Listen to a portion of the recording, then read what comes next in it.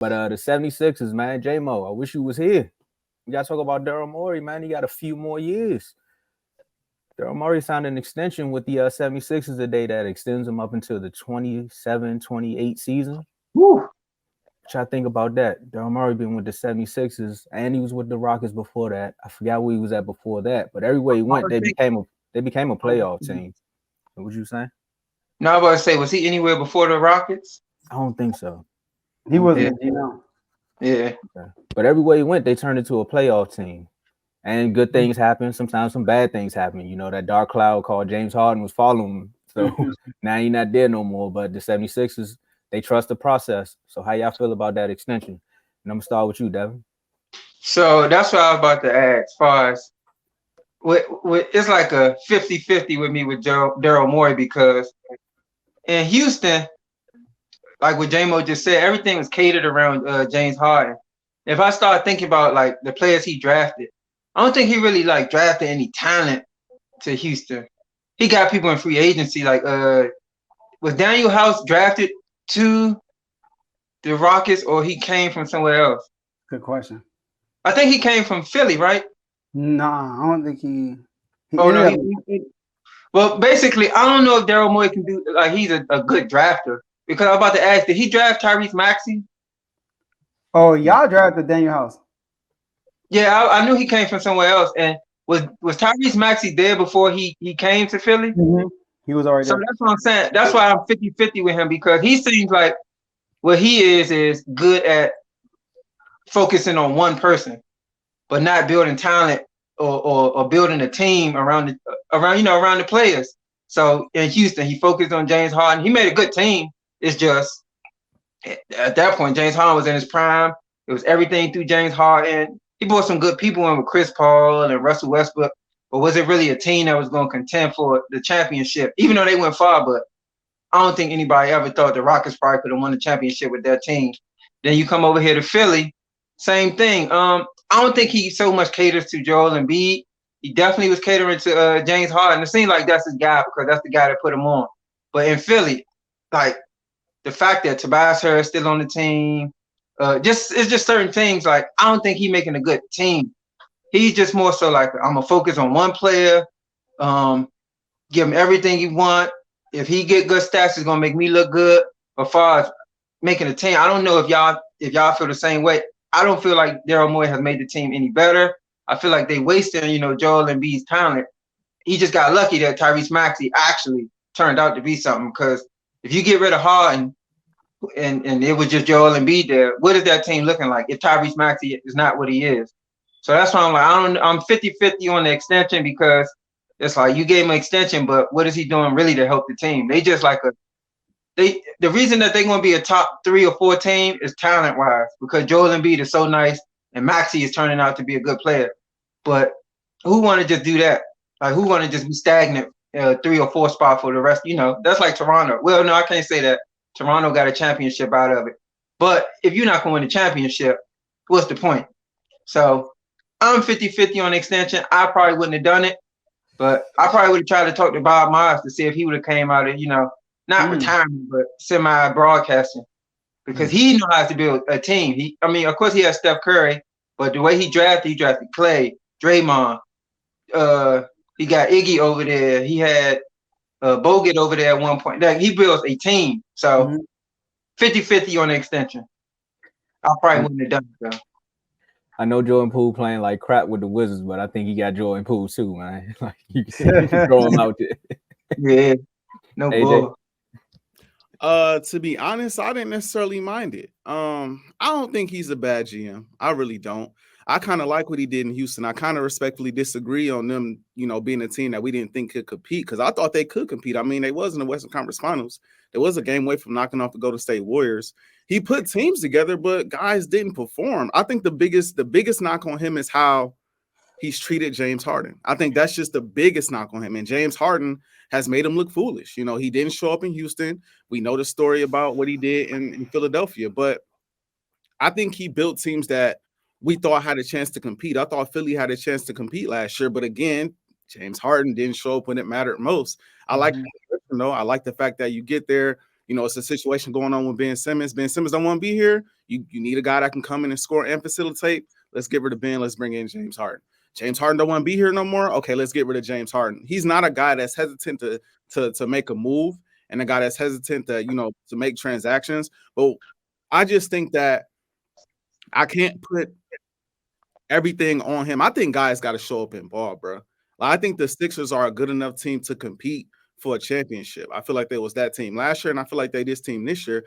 But guys got to show up and play. I think their team is good. I just think guys don't show up when it matters. Even Embiid has injury issues from time to time. And so, I mean, I think I don't mind it. I think he deserves more time. I think he deserves more time as the GM.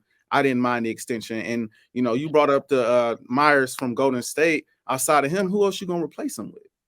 I don't know if anybody else you're gonna get to come in and do much of a better job at surrounding the team with talent. So I'm not mad at him getting an extension.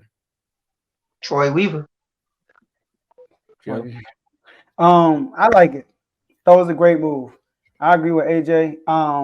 So I know Devin mentioned like the team. I think that this is probably the best team that Joel Embiid had since Jimmy Butler left, in my opinion. All right, I'm gonna explain why. Now, just like AJ said, Before you explain, you mean talent wise or as just fit wise, balance? Yeah, like it fits Joel Embiid. So Okay. one thing about Daryl Morey, what he does, he's not a great driver, but he has a superstar and he knows how to put the right pieces around his superstar. What he do with James Harden? He got there, James Harden became an MVP. Joel Embiid, he got there, he became an MVP. You know, so I look at, like AJ said, they had the teams to compete. Chris Paul got hurt, James Harden didn't perform, and they lost to Golden State. I mean, it is what it is, you know? And he went and got Westbrook. People like, it ain't going to work. And what they do, they made a team to make Westbrook and James Harden work. They literally got rid of all their big men, and they went on a run towards the end of the season. They just ran into LeBron and AD. I mean, what can you say? You know, they were the best two in the West, best two in the league at the time. Because that was hurt, KD was hurt, XYZ, right? So they just ran into juggernauts. That's how I look at it. Golden State Warriors were in James Harden way, and James Harden hasn't performed. Joel Embiid, last year, he averaged, 33. The year before that, he averaged 30. In the playoffs, what is he averaging? 23 points. 23 points. He's also not performing. AJ said he having injury issues. Yes, is that Daryl Morey fault? So what Daryl Morey did, I think the major reason why I think they probably kept him is how he treated James Harden. He could have easily gave James Harden that money, but he was like, no, I'm putting the team first. You didn't earn that money, so you either got to take a pay cut or get the heck out of here. So what do? He sent James Harden away. They signed Kelly Oubre, 3-and-D guy. They got Robert Covington, 3-and-D guy. They got Batum, 3-and-D guy. That's what you need around Joel Embiid. You need 3-and-D guys, right? And they never really had 3-and-D guys with size. D'Anthony Melton is a small guard. So they got guys that have size and length that also shoot the three. So I think they will make another move. That's why they gave him that extension. There's no reason. Like normally when the GM gets an extension, they normally make another move during that year. So I like it. That was a good move. No, I agree with everything that y'all said up here. And technically, where else would they go unless they was going to do what the Wizards are doing and bring in a whole new front office and try to rebuild? I don't see them doing that because you got your cornerstone player right there. And he brought in pieces, like you said, Joe, to build around him. I mean, the whole situation with James Harden probably was a testing factor for the owners to be like, all right, we know this your guy, and we've seen what you always do for your guy. So are you going to do the same thing here? Are you going to blow up this team just because James Harden is upset? And once they traded him, it was like, okay, we got a little trust here. But going off of one thing that you all did say, Daryl Morey's starting to remind me of Howie, where the drafting ain't the best, but he gonna find a way to put pieces around the team. What's going on in Philly, man? Where they just be like, you know what? I can't really draft that good, but I'm gonna find some pieces to build a team, and we gonna make the playoffs. There's something in the water up there. Well, he can draft too. I get always credit. He can draft too. He can get some defensive tackles. He can't get no cornerbacks, no middle linebackers, but that's not there nor there. But I'm not mad at it. I think with the Sixers, what's going to make me happy for them, I think is one move they need to make.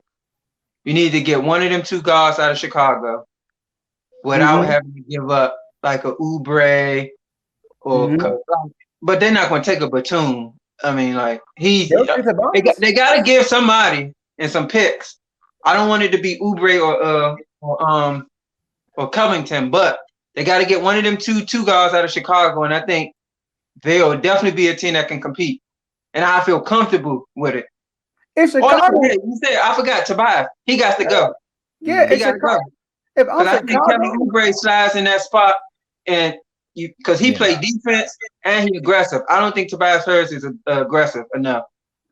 If I'm Chicago, I'm doing that because it's no move Chicago can make to make them a contender. It's no move. I'm sorry. There's no move out there. DeRozan is not going to take you to the promised land.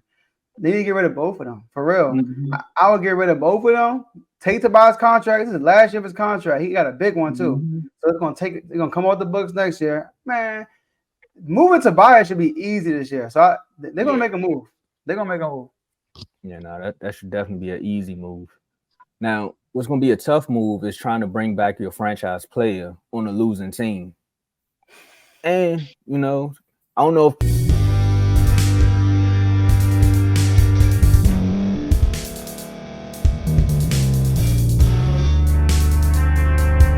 Thank you for staying to the end. If you're watching this on YouTube, please like this video, subscribe, and also hit that notification button so you can be notified next time we put out a video.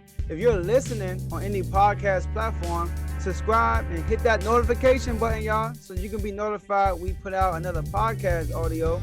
And last but not least, hit that share button. No matter what you're listening to or watching it, hit that share button and send it to somebody that you know that would love to watch this episode you just listened to. So once again, thank you for staying to the end, and we'll see y'all in the next episode.